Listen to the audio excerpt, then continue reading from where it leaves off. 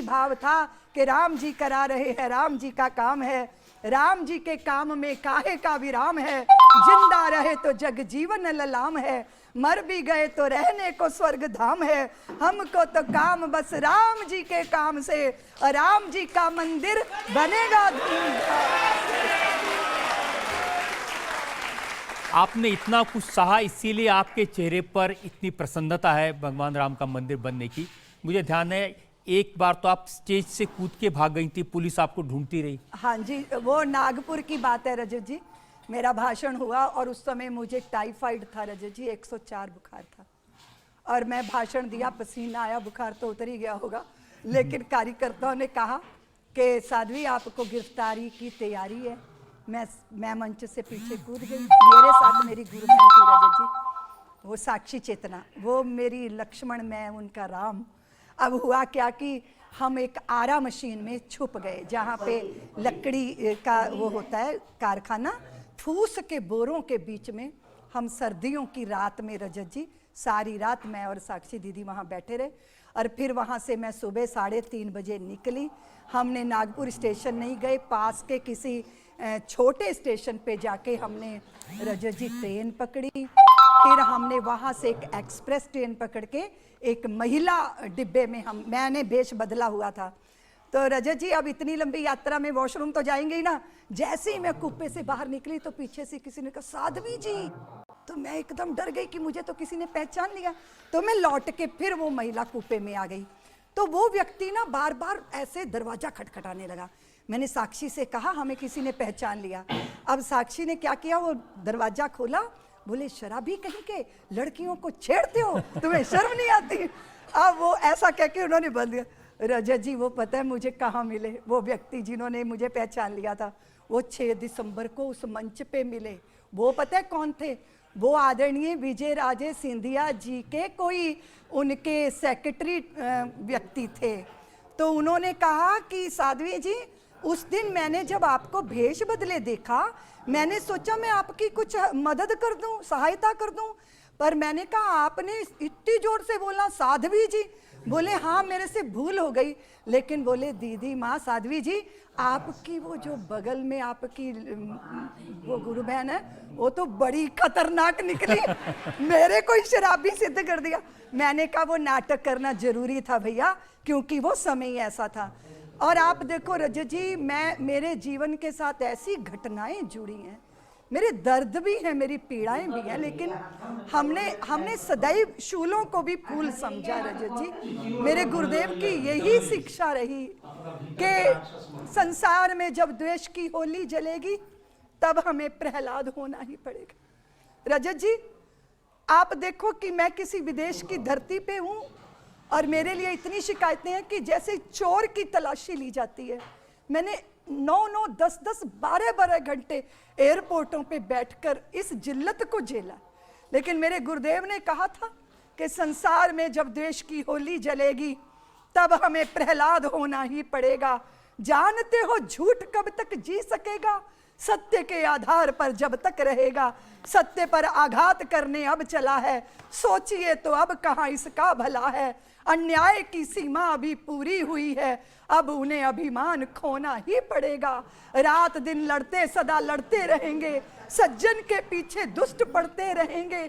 कोई रात को अच्छा कोई दिन को कहेंगे, देख तो ले कौन किससे क्या कहेंगे। तू जान परमानंद अपना रूप है, तब शूल को भी फूल होना ही पड़ेगा। संसार में जब देश की होली जले, इसलिए रजत जी वो सारे जहर के घूंट पी गए हम, क्योंकि हमारे गुरुदेव का ज्ञान, उनके आशीर्वाद हमारे साथ रहा। आपको मालूम होगा बेलगांव में मेरी गाड़ी घेर ली, पुलिस ने जानबूझकर मेरी गाड़ी ऐसे समाज के क्षेत्र में डाल दी और स्वयं पुलिस गायब हो गई। उस गाड़ी पर अटैक हुआ रजत जी, मेरी ये हड्डियां टूट गई, ये वाली हड्डी और मेरी ये कॉलर बोन टूट गई। मेरे गुरु भाई साथ में थे, उन्होंने मेरा सिर पकड़ के गाड़ी के नीचे सीट के अंदर कर दिया तो मेरी जान बच गई।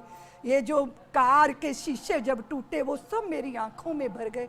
वो रात इतनी बुरी थी रजत जी, जहां कहीं वो ड्राइवर की समझदारी थी, आगे पत्थर रख के गाड़ी को रोकने की व्यवस्था थी। वो रात इतनी भयंकर थी रजत जी, जंगल जंगल जंगल, जिधर हम जाते थे तथा कथित वो शांति दूत जिनको कहते हैं, उनकी टोलियां जगह जगह। मेरे को फर्स्ट एड नहीं मिल रही थी, रक्त बह रहा था। मैं ये सारी व्यवस्थाओं में से, आप जानते हो राम जी जिसके सहायक हो, रघुनाथ जिसके हृदय में हो, उसका बाल बांका कौन कर सकता है। लेकिन रजत जी मुझे उन चोटों की इतना दर्द नहीं हुआ। मैं वृंदावन आई, एक सभ्य व्यक्ति मुझे कहते हैं, रितंबरा बोलना बंद कर दे, और जिसने तुम पे अटैक किया, जिसने तुम्हें मारने की कोशिश की, वो तो भगवान के दूत थे, तू बोलना बंद कर दे। दुख इस बात का होता है रजत जी कि आप अपनी परंपरा के लिए, मान्यता के लिए, अपने धर्म, अपने देश के लिए अगर सच कहते हो, कहने की तो बात छोड़ दीजिए, उसको सहने तक की स्थिति नहीं होती। इसलिए शरीर की पीड़ा नहीं होती रजत जी, जब इस तरह की छोटी सोच के साथ लोग बात करते हैं। तो मैंने कहा शरीर तो शरीर है, खत्म हो जाएगा। मेरे गुरुदेव कहते हैं रितंबरा, काया की माया समाप्त हो जाएगी, पर राम का सत्य शाश्वत है, उसी के पक्ष में हमेशा खड़े होना चाहिए। तो इस देश में वैचारिक लड़ाई रही है रजत जी। राम जन्मभूमि का आंदोलन खाली मंदिर निर्माण तक की बात नहीं है, क्योंकि उन्होंने वैचारिक आक्रमण करके मेरी संतानों का संस्कार बिगाड़ा। अगर मेरी संतानों को यह पता हो कि मेरे पुरखे तीन पीढ़ियां लूजर रहे, लूजर आज के बच्चों की गंदी गाली है कि वो तो अयाश थे, वो तो बिलासी थे। यद्यपि हमारा इतना जाज्वल्यमान, क्योंकि सिंह को खो के हमने सिंहगढ़ के मान की रक्षा की रजत जी। मेवाड़ी मत वाले जिंदगी भर संघर्षों से जूझे हैं, तो हमने निश्चित किया कि हम तो गीत गाएंगे वीर प्रतापों के, शिवराजों के। 22 नहीं, अगर लंबा दिन होता ना रजत जी, तो मैं 44 सभाएं भी कर सकती थी, क्योंकि हृदय में यही भाव था कि भारत को भारत बना के रखना है। और रजत जी आप जानते हो कि बिना राम के आदर्शों का चरमोत्कर्ष कहाँ है, और बिना राम के भारत भर में भारतवर्ष कहाँ है। इतना संघर्ष था, इतनी समस्याएं थी, तो कभी आपको भय नहीं लगा, डर नहीं लगा कि कहाँ फंस गए, इस सबको छोड़ दें? नहीं रजत जी, ऐसा था जैसे नदी के सामने चट्टान आती है ना, तो नदी रुकती नहीं है और वेगवती होके आगे बढ़ जाती है। तो जैसे जैसे बाधाएं आती थी ना, तो मैं तो चिंगारी थी। उन बाधाओं और प्रतिकूलताओं ने मुझको ज्वाला बना दिया, क्योंकि हर चीज मेरे लिए एक चुनौती थी रजत जी। इतनी कहानियां हैं कि मैं उसको कह ही नहीं सकती। कैसे कैसे उत्तर प्रदेश में मेरे पे प्रतिबंध लगा, और जनता इंतजार करती थी रितंबर आएगी, और मेरा निश्चय होता था कि मैं जाऊंगी, किसी भी कीमत पे सभा को नहीं छोड़ूंगी। तो आपने मुझे कहा भय, मैं एक बात कहा करती हूँ कि यह तो बतलाओ कौन यहाँ है जिसे प्राणों से प्यार नहीं है, मगर जगत में जुड़ाओ शुरू थे, मित्र कहाँ संघार नहीं है। मृत्यु क्या है वस्त्र बदलना, कुछ पल का विश्राम साथियों, जीवन एक अखंड पर्व है, साधारण त्योहार नहीं है। जीना सबसे बड़ी कला है, लेकिन ये एक अटल सत्य है कि मरने से डरने वाले को जीने का अधिकार। देखिए, आपने इतनी सारी बातें बता दी, बहुत सारी बातें आज पहली बार लोगों के सामने आ रही हैं। तो एक चीज़ और पहली बार बता दीजिए, आजकल एक वीडियो आपका बहुत वायरल हो रहा है जिसमें आप कह रही हैं कि ढांचा तो टूटेगा। तो आपको पता था, ये पूरा प्लान पहले से था? रजत जी, प्लान तो नहीं था, नियति के द्वारा निश्चित कई योजना थी। वो पराभवी युग का प्रतीक था रजत जी। वो बिल्कुल ऐसा था जैसे किसी के पिता की हत्या कर दो और फिर उसकी लाश को चौराहे पे टांग के रोज उसके जूते मारो। वो हमारे स्वाभिमानों को चुनौती देता था। और उस खंडहर ढांचे के लिए उत्तर प्रदेश की सरकार ने मेरे निहत्थे कार सेवकों के रक्त से हाथ धोए थे। सरयू के जल को रक्त से लाल कर दिया। दो भाई और जाने कितने कार सेवक वो जिंदा उनको आग में झोंका गया। संतों ने अपनी छाती पे गोलियां झेली थी उस खंडहर एक ऐसी इमारत के लिए जिसके साथ भारत का ना कोई मान ना कोई स्वाभिमान जुड़ा था, लेकिन चंद लोगों को प्रसन्न करने के लिए। तो ये तो निश्चित था राम जी करा रहे हैं, राम जी का काम है, तो राम जी पे तो हमें भरोसा था कि अपने स्थान को वो इस कलंक से जरूर मुक्त कराएंगे। और फिर आप जानते हो रजत जी, जो कील अवध के सीने में सदियों से पड़ी कसकती थी, लज्जित थी पीढ़ी दर पीढ़ी, जीवन को शाप समझती थी। जो इतनी आंखों का कांटा हो वो भला टिका रह सकता है? आप बताओ। झूठ की दीवार कभी टिकी नहीं रह सकती, सत्य की ही जीत है, फिर से रहेगी। और अब भव्य मंदिर बन रहा है। 22 जनवरी को मेरे राम आ रहे हैं, ताली बजाओ।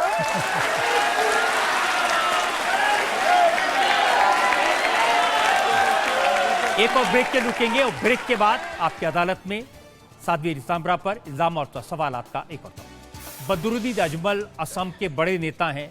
उन्होंने मुसलमानों से कहा कि ये 2-4 दिन जब प्राण प्रतिष्ठा हो रही है तो ट्रेन में ना जाएं, उनको खतरा हो सकता है क्योंकि बीजेपी वाले मुसलमानों के खिलाफ हैं। वो हिंदू चाहे मुसलमान, जिसको इस देश से प्यार नहीं तो फिर उसको इस देश में रहने का कोई अधिकार नहीं।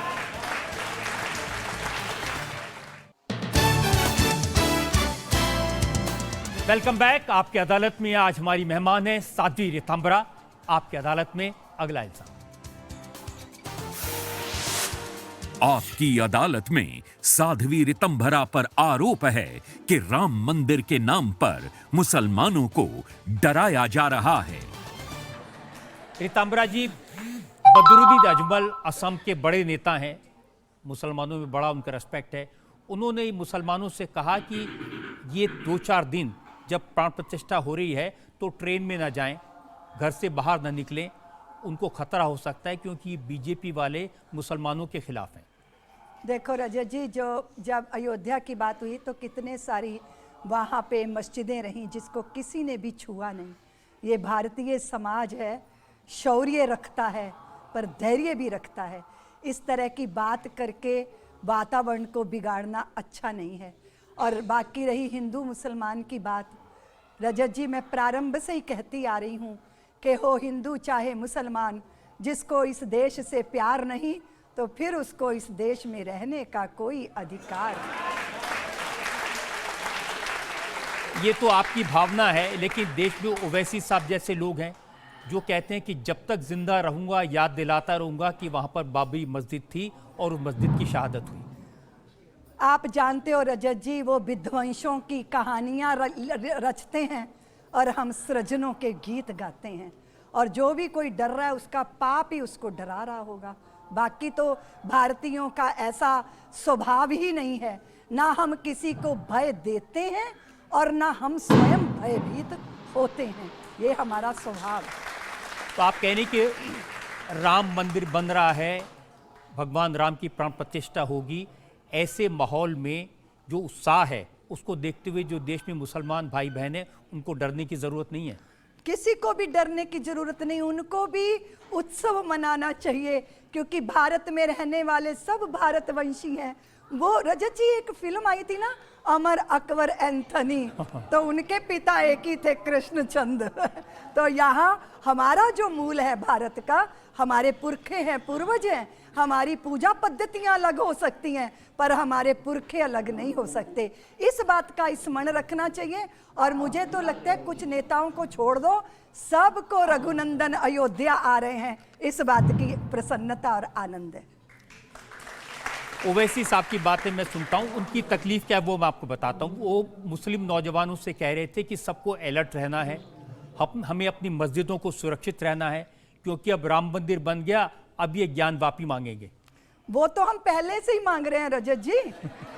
और फिर वहां तो व्यक्ति गवाही नहीं देगा, पत्थर गवाहियां दे रहे हैं, वो अपनी कहानी स्वयं कह रहे हैं। इस सत्य को अगर स्वीकार कर ले समाज और वो सौहार्द से हिंदू समाज को वापस दे दे तो फिर हम 30,000 की बात नहीं करेंगे। पर ऐसा तो नहीं हो रहा ना, ऐसा तो नहीं हो रहा।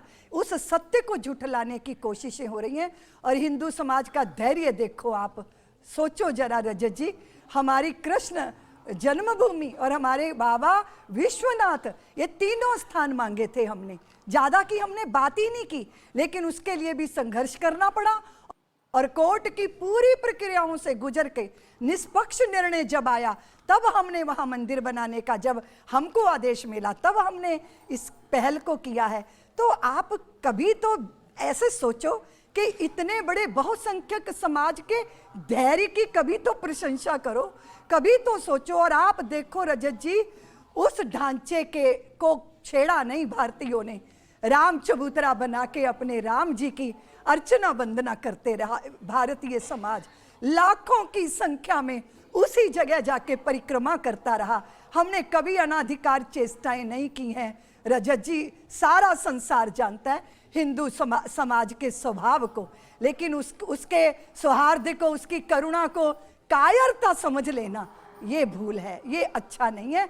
हमने ऋषि मुनियों मित्रों के हित सरसंधान किया, रक्षणियों का रक्षण करने के लिए हमने साहस का परिचय दिया, लेकिन उदारता सदैव हमारे हृदय में रही, पर हमारी उदारता को इन्होंने कायरता समझ लिया, वो अच्छा नहीं था। और आज हिंदू जगह है, अपने अधिकारों को लेके जगह, अपने कर्तव्यों को लेके जगह।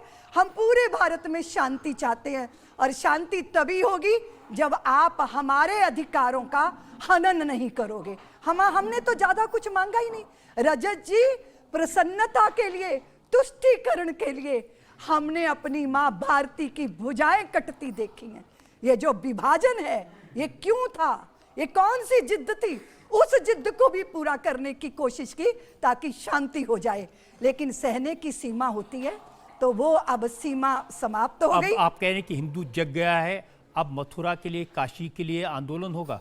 नहीं, उसकी जरूरत ही नहीं है। आंदोलन हमें अयोध्या के लिए करना पड़ा रजत जी, क्योंकि साक्ष्य भूमि के अंदर दबे थे, पर काशी विश्वनाथ के तो नंदी उधरी को मुंह करके कह रहे हैं, भले ही बढ़िया कॉरिडोर बना लो, पर भोले बाबा वहीं बैठे हैं, इसलिए वो गवाही दे। तो आपके गुरुजी ठीक कहते हैं कि ऋतंबरा अब शांत हो गई हैं। अच्छा, आपने सुन लिया? आपने कब सुन लिया? मैंने उनकी बात सुनी है। देखो, जब हमारा लक्ष्य पूरा हो गया रजत जी, पूरे समय तो नहीं कोई उबलता रहेगा ना, और जब कोई चुनौती देता है तो फिर हम कायर नहीं है। हमने अपने अधिकार की लड़ाई लड़ी, आस्था की लड़ाई लड़ी, और जैसे मैंने आपसे कहा कि लोग कहते हैं शिखर नहीं बना, तो हमने कहा ना, तपस्या ऋषियों की 500 सालों के मेरे पुरखों की तपस्या वो शिखर है, और उनका धैर्य वो उसका कलश है, और जो गर्भगृह है वो सदियों की व्याकुल प्रतीक्षा है। तो इस सब में से गुजर कर हम आए हैं। गुरुदेव ने कहा ऋतंबरा समरसता का काम करो, तो मैं समरसता के काम में लगी। एक और सवाल हम ले सकते हैं? आपने अभी कुछ समय पहले बयान दिया था, एक एक हिंदू को 4 बच्चे पैदा करने चाहिए, तो क्या ऐसा बयान देना ठीक है? हाँ, बिल्कुल ठीक है। अगर जब तक समान आचार्य संहिता लागू नहीं हो जाती, अगर जनसंख्या का असंतुलन इस देश में होता गया तो क्या होने वाला है। और वो भारतीय जो 35 साल से पहले ब्याह नहीं करते और 8-9 साल बालकों को ही जन्म नहीं देते, तो फिर हमारी परंपरा का संवाहक कौन होगा। मेरे उस बयान को आधा बताया गया। मैंने पहले कहा था जनसंख्या पर कानून लाओ, और अगर नहीं लाते हो तो फिर हिंदू भी 4 बच्चों को जन्म दे। अब ये देखिए, ये बात तो मुस्लिम विरोधी है ना। आपको लगता है कि मुसलमानों में ज्यादा बच्चे पैदा होते हैं तो हिंदुओं को भी ज्यादा करने चाहिए? निश्चित रूप से जनसंख्या का संतुलन होगा तो क्या हुआ था, कश्मीर में कितने अपमानित होकर हमें निकलना पड़ा, अपने इतने घरों को, इतने व्यापारों को। आज भी कहाँ कहाँ लोग भटके हुए हैं, कहाँ कहाँ लोग निराश्रित होकर आश्रय जहाँ लिया वहाँ भी सांप बिच्छुओं से वो डसे गए। किस कारण हुआ? इसी कारण तो हुआ। इसलिए इस सत्य को नकारा नहीं जा सकता। और दूसरी बात यह है कि हम अपनी परंपरा के संवाहकों को क्यों नहीं जन्म देंगे। आप ये बताओ रजत जी, या तो फिर इस देश में समान आचार्य संहिता लागू हो और जनसंख्या पर कानून बने, नहीं तो फिर ये होना चाहिए, ये मैंने कहा था। तो आपको लगता है कि मोदी जी ने जो कुछ मैनिफेस्टो में कहा था, राम मंदिर बना दिया, धारा 370 हटा दी, अब अगला नंबर? निश्चित रूप से हम तो ये आशा करते हैं, हम तो ये आशा करते हैं इस देश से मंदिरों को मुक्त करो, इस देश के अंदर परंपराएं आपके माध्यम से मुक्त हों, इस राष्ट्र के अंदर कोई भी भय किसी तरह का रह ना जाए, जाति धर्म को देख के व्यवहार ना हो, सबके साथ एक जैसा व्यवहार हो, समान आचारी संहिता लागू हो। और अभी नहीं करोगे तो 2024 में तो हम आपको दोबारा प्रधानमंत्री बनाएंगे ही, तब फिर कर दीजिएगा अधूरे बाकी काम। एक और ब्रेक के लिए रुकेंगे और ब्रेक के बाद आपकी अदालत में साध्वी रितंभरा पर इल्जाम और सवालात का एक और दौर। बैठा क्यों है कुछ कर्म कर, बैठा क्यों है कुछ कर्म कर, तेरा काम बोलेगा, कण कण भी जय जय जय श्री राम। Welcome back. आपकी अदालत में आज मुकदमा चला रहे हैं, सवाल पूछ रहे हैं दीदी मां साध्वी रितंभरा से। आपकी अदालत में अगला इल्जाम। आपकी अदालत में साध्वी रितंभरा पर इल्जाम है कि ये आधुनिकता का विरोध करती हैं। रितंभरा जी, जो आपके प्रवचन सुनते हैं वो लोग कहते हैं कि जो नए जमाने की चीजें हैं, इंटरनेट है, मोबाइल है, आप उसका विरोध करती हैं। आप कहती हैं मोबाइल तो विष है, जहर है। रजत जी, मैं तो बहुत ही मॉडर्न साध्वी हूँ, मैं कैसे आधुनिकता का विरोध कर सकती हूँ। लेकिन अति सर्वत्र वर्ज्यते, अगर कोई भी चीज की अति होती है वो अच्छा नहीं होता।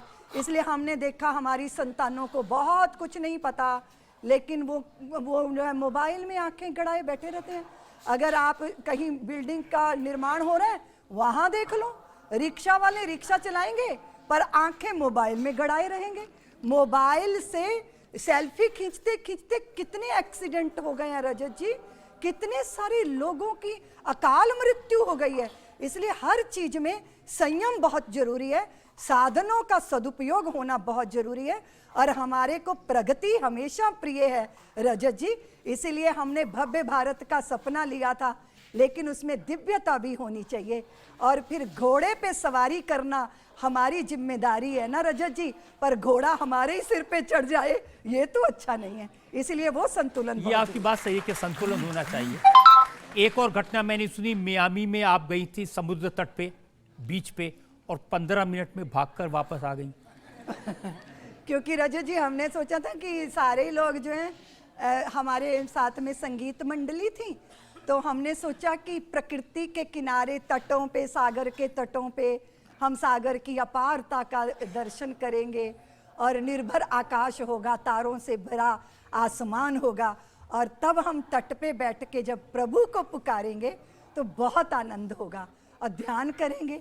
और वहाँ जब पहुँचे हम रजत जी, वहाँ तो शराब की बोतलें एकदम ऐसा भोग का विचित्र और विद्रूप रूप था जो बहुत शोभा नहीं। तो सुबह प्रातः ब्रह्म वेला में तो फिर हमने मेरे साथियों से कहा कि हम गलत जगह आ गए।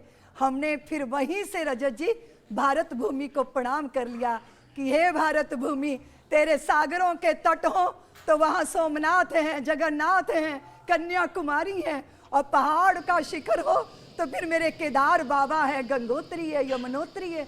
हमारे यहाँ प्रकृति जहाँ प्रफुल्लित होकर विराजमान है वही भगवती है, वही भगवान है, यही तो भारत भूमि है। लेकिन इस भारत भूमि के लिए आधुनिक सोच रखने वाले लोग कहते हैं कि हमें IITs बनानी चाहिए, हमें स्कूल बनाने चाहिए, कॉलेज बनाने चाहिए, मंदिर बनाने से क्या होगा? ऐसा है रजत जी, स्कूल जो है वो रोटी कमाने की शिक्षा देता है और मंदिर विद्या देता है जीने की, और जिंदा रहने और जीने में तो फर्क है रजत जी। हम जिंदा तो रहना चाहते हैं पर हम सही मायनों में जीना भी चाहते हैं। और आपको मालूम है रजत जी, ये गुरु शिष्य की परंपरा का देश है। सैलरी के नोट गिने गुरु और चेले जो हैं वो नकल कर कर के पास हों, ऐसा भारत तो कभी नहीं था। इसीलिए चरणों में झुकना आना चाहिए। और आपको तो पता है रजत जी, घड़ा जब झुकता है नदी का नीर तभी उसमें भरता है, और जब हम भगवान के चरणों में जाके झुकते हैं तब हमारी प्रज्ञा जागृत होती है, क्योंकि ग्रहण करने की सामर्थ्य आती है। और फिर आप तो जानते हो रजत जी जब डॉक्टर की दवाई समाप्त हो जाती है, काम नहीं आती, तो डॉक्टर भी कहता है भगवान से प्रार्थना कर लो तभी काम होगा। इसलिए विद्यालय बनने चाहिए, विश्वविद्यालय बनने चाहिए, अस्पताल बनने चाहिए, पर मंदिर क्यों नहीं बनना चाहिए? भारत की भूमि तो मंदिरों की अब भूमि। जैसे तेजस्वी यादव उन्होंने कहा कि अगर आप बीमार पड़ोगे तो हॉस्पिटल जाओगे क्या मंदिर जाओगे? निश्चित रूप से अस्पताल जाएंगे, पर भगवान को भी मनाएंगे। मंदिर से माँ प्रसाद लाके मुख में डालेगी कि डॉक्टर की दवाई तभी काम आएगी पुत्र जब ईश्वर का आशीर्वाद तेरे ऊपर हो। जैसे कि आप जानते हैं आजकल रियल लाइफ हीरोज़ के ऊपर बहुत सी मूवीज़ बनाई जाती हैं, तो आपको क्या लगता है आपके जीवन के ऊपर भी मूवी बननी चाहिए? बच्चे तूने ये कह दिया, बस हमारा श्रम सफल हो गया। मेरे बच्चों के हृदय में ये बात आ रही है। तो मैं अपने बच्चों से ये कहना चाहती हूँ, यहाँ जितने भी बंधु भगिनी बैठे हैं रजत जी, कि हम शैशव में गिन दांत सिंगों के हम अनेकों बार हंसे, हम यौवन में शूर्पनखाओं उर्वशियों में नहीं फंसे, हम गुरुवर आचार्य के चेले नहीं राज्य पर मरते हैं, अग्रज कीले चरण पादुका 14 वर्ष गुजरते हैं। इस भाव के साथ भारत को जीना चाहिए। रजत जी, इसी भाव से आपने वात्सल्य ग्राम बनाया, इसी भाव से आपने बच्चों को एक नया जीवन दिया। जब तक उसकी बात ना हो कोई कार्यक्रम पूरा नहीं हो सकता। ये कहाँ से आइडिया आया आपको? रजत जी, मैं जब राम जन्मभूमि के आंदोलन में सब जगह प्रवास कर रही थी, तब मैं ना रात्रि को किसी अनाथ आश्रम या नारी निकेतनों में रुकती थी। वहाँ की व्यवस्था देख के मुझे लगा कि हम तो इतने संवेदनशील लोग हैं जो पाषाण में भी परमात्मा को देखते हैं, जीवों में ईश्वर का दर्शन करते हैं। तो हम अपने बच्चों को सिर्फ रोटी दे के, फल बांट के, कपड़ा बांट के, लाइन लगा के उनको रोटी बांट रहे हैं, फल बांट रहे हैं, हम दाता बन रहे हैं, उनको बेचारा बना रहे हैं। तो ये बात मुझे बहुत चित्त में चुभी। तो फिर मुझे लगा कि नारी निकेतन की स्त्री अगर यशोदा माँ बन जाए, अनाथ आश्रम के बालक बालिकाएं भाई बहन बन जाएं, वृद्धाश्रम की वृद्धाएं नानी मौसी बन जाएं, नानी दादी बन जाएं, ऐसे एक भाव आया चित्त में। फिर मुझे लगा रजत जी, क्योंकि मेरे ऊपर दबाव था कि मैं राजनीति में जाऊं, वो मेरा रास्ता नहीं था। फिर मैं अपनी पूरी ऊर्जा, मैंने सोचा इस प्रकल्प को, इस प्रयोग को मैं स्वयं यशोदा बनकर पूरा करूंगी। बस फिर ऐसे होता चला गया और आप देख रहे हो कि इतनी सुंदर वात्सल्य की सृष्टि खड़ी हो गई। ना कोई अनाथ है, ना कोई बेचारा है, ना कोई महिला निराश्रित है। और फिर रजत जी, ये तो आप भी जानते हो कि जो ईश्वर की आश्रयदायिनी है वो स्वयं निराश्रित भला कैसे हो सकती है? वो यशोदा बन के गौरव प्राप्त करे, बच्चों को लोरियां मिलें, माँ को बुढ़ापे में आश्रय मिले, बुढ़ापे की लाठी मिले, और एक तरुण स्त्री बच्चों की लोरी भी बने और बुजुर्गों की लाठी भी बने। इस भाव के साथ बात करें। देखिए, पूरी दुनिया में ऐसा दूसरा उदाहरण नहीं मिलता। और अब मैंने सुना है कि आप लड़कियों के लिए सैनिक स्कूल बना रही हैं। हाँ जी, वो बन चुका। मेरा बहुत ये ड्रीम प्रोजेक्ट था रजत जी, कि मेरे देश की पुत्रियां छुई मुई सी ऐसे और कोमल कलिका सी, या तो कुसुम कुसुम जैसी, या तो ऐसे सिमटी सिमटी जैसी, और पैंट और शर्ट भले ही पहन लें पर मृगी जैसा हृदय जैसी, या फिर रेगिस्तान की मरुधरा की सरस्वती जैसी।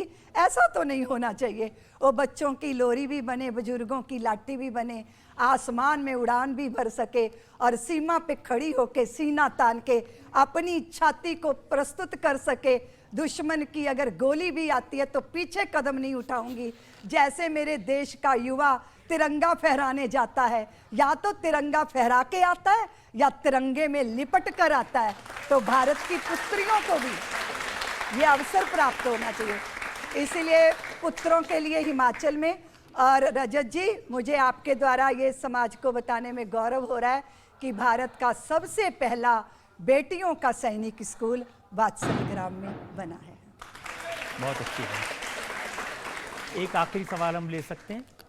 जैसा कि सब जानते हैं कि आपने श्री राम मंदिर के लिए बहुत प्रयत्न किए, बहुत संघर्ष किए और आज उसका सराहनीय योगदान दिया है आपने। अब मैं आपसे पूछना चाहती हूँ कि जो मथुरा में श्री कृष्ण जी का मंदिर बनने वाला है, उसमें आपके क्या फ्यूचर प्लान्स हैं? मैं ये सोच रही हूँ कि 22 जनवरी को दिवाली से भी बड़ी दिवाली हो जाएगी, और ये हो जाएगी तो कृष्ण जन्मभूमि हमारी हो जाएगी।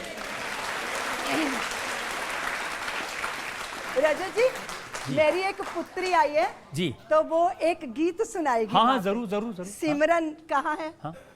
तू कितनी अच्छी है, तू कितनी भोली है, प्यारी प्यारी है ओ माँ, ओ माँ। तू कितनी सुंदर है, तू कितनी प्यारी है, प्यारी प्यारी है ओ माँ, ओ माँ,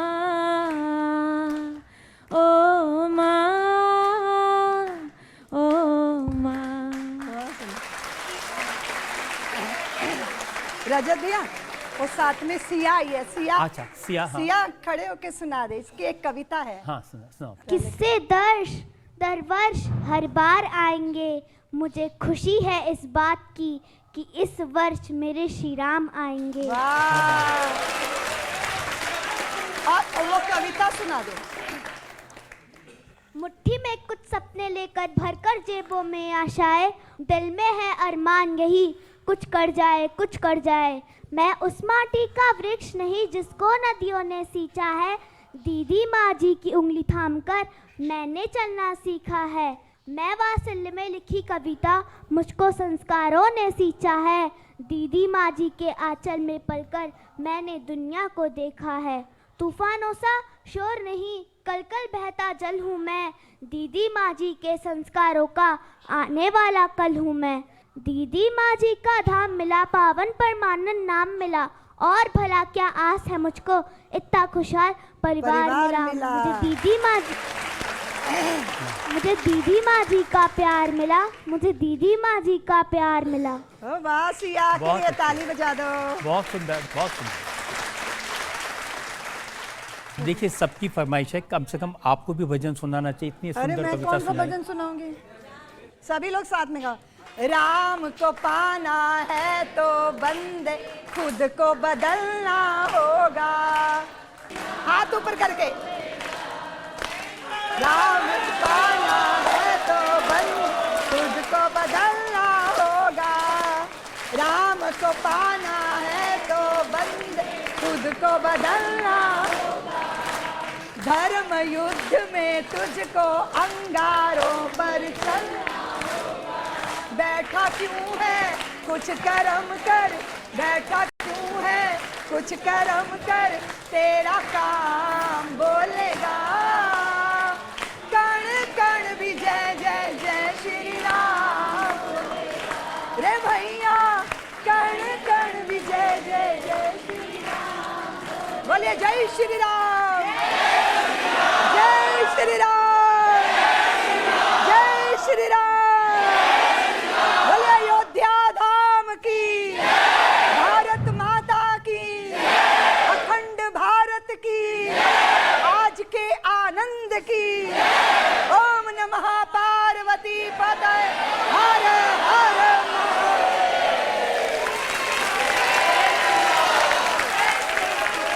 हमने आपसे हर तरह के सवाल पूछे और आज बहुत सारी बातें आपने बताई, इमोशनल भी बातें बताई, पूरे संघर्ष की कहानी लोगों को सुनाई। हम एक ब्रेक के रुकेंगे और ब्रेक के बाद सुनेंगे आपकी अदालत में आज से जज का फैसला साध्वी रितंबरा के मुकदमे पर।